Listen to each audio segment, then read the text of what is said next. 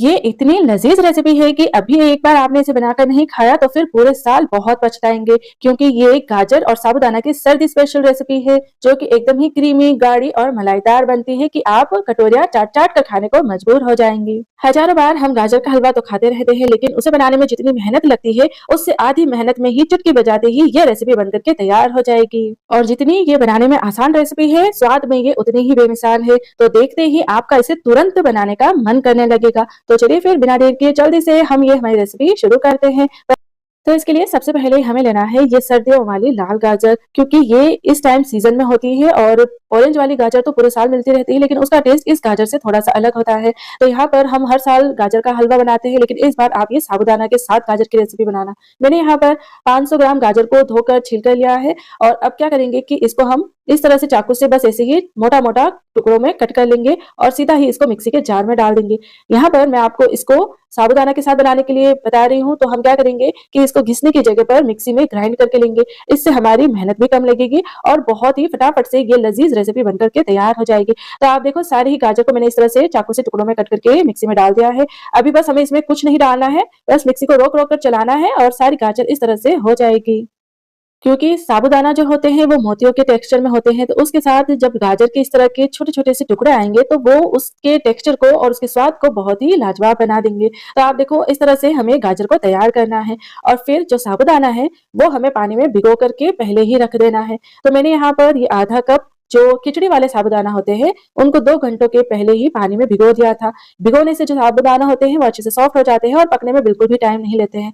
अब यहाँ पर आप ये ध्यान में रखना कि जितना आपने साबूदाना लिया है, उतना ही आपको इसे पानी में भिगो कर रखना है। आधा कप साबूदाना को हमें सिर्फ़ आधा कप पानी में ही भिगोना है।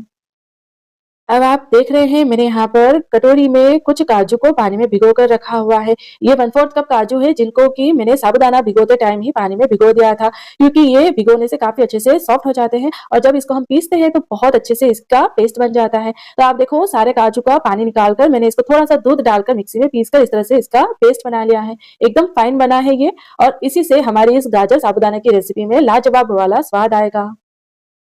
तो अब बनाने में हमारी ये रेसिपी एकदम ही सिंपल है। जो गाजर को हमने मिक्सी में ग्राइंड किया है, वो हमें इस तरह से बर्तन में डाल देना है। गैस की आँच को हमें एकदम स्लो पर रखना है और फिर क्या करना है कि हमें लेना है लगभग 1/4 कप पिसी हुई चीनी और इस तरह से पूरी गाजर के ऊपर इसे डाल देना है।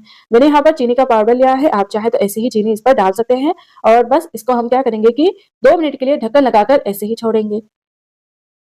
इससे इसमें फटाफट से भाप बनने लगेगी और इसमें जो है ये चीनी वो अच्छे से मेल्ट होने लगेगी। अब यहाँ पर क्या होगा कि जैसे हम इस चीनी को गाजर के साथ पकाएँगे तो गाजर का जूस रिलीज़ होगा, वो हमें इसमें पहले ड्राई कर लेना है और फिर उसके बाद इसमें दूध डालना है। और ऐसा करने से ये भी होगा कि जो गाजर है वो कच्ची नहीं रहेगी और इसका जो टेक्सचर है वो थोड़ा-सा कैंडी टाइप का हो जाएगा। तो चीनी के साथ हमें गाजर को पहले ज़रूर से पका लेना है। कभी-कभी हम गाजर का हलवा बनाने में थोड़ा-सा आलस कर जाते हैं, क्योंकि वो हलवा हमें ढेर सारी गाजर को कद्दूकस करके बनाना होता है। लेकिन यहाँ पर आप देखेंगे कि सिर्फ़ आधा किलो गाजर ली है, लेकिन जो रेसिपी बनेगी वो पूरे परिवार के लिए भरपेट बनकर तैयार होगी। तो मैंने यहाँ पर अच्छे से चीनी का पानी ड्राई होने तक गाजर को अच्छे से भून लिया है। अब इसमें हमें 5 कप दूध डाल देना है और अच्छे से इसको मिलाना है।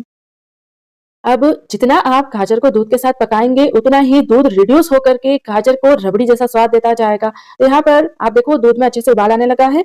अब इसमें हमें कुछ और नहीं डालना है, पहले हमें इसको ऐसे ही 10 से 15 मिनट के लिए बॉयल करना है, ताकि दूध एकदम थोड़ा थिक भी हो जाएगा और गाजर भी इसमें अच्छे से पक जाएगी। और फिर उसके बाद हम इसमें डालेंगे ये पिसा हुआ काजू। तो सारा काजू हमें इसमें डाल देना है। इसमें ये काजू पीसकर डालने से इसका स्वाद एकदम ही अलग लेवल का आएगा। ना तो आपको फिर इसमें मिल्क पाउडर डालने की ज़रूरत है, ना मावा, ना कंडेंस मिल्क डालने की ज़रूरत है और ना ही क्रीम डालेंगे, लेकिन फिर भी एकदम क्रीमी-क्रीमी ये बनकर तैयार होगी। तो इसको हम अब अच्छे से पकाएँगे लगभग 5 से 8 मिनट के लिए और फिर उसके बाद जब ये थोड़ा-सा थिक होने लगेगा, तब इसमें हम डाल देंगे ये भिगोए हुए साबूदाना। आप देखो मैं इस तरह से इसमें साबूदाना डाल रही हूँ, क्योंकि जो साबूदाना होते हैं कभी-कभी आपस में थोड़े चिपक जाते हैं, तो इस तरह से डालेंगे तो ये चिपकेंगे नहीं। और बस अब क्योंकि ये भिगोए हुए साबूदाना है, तो 5 मिनट में ये अच्छे से सॉफ्ट हो जाएँगे। तो इसको बस हम अच्छे से मिला लेंगे और इसको पका लेंगे।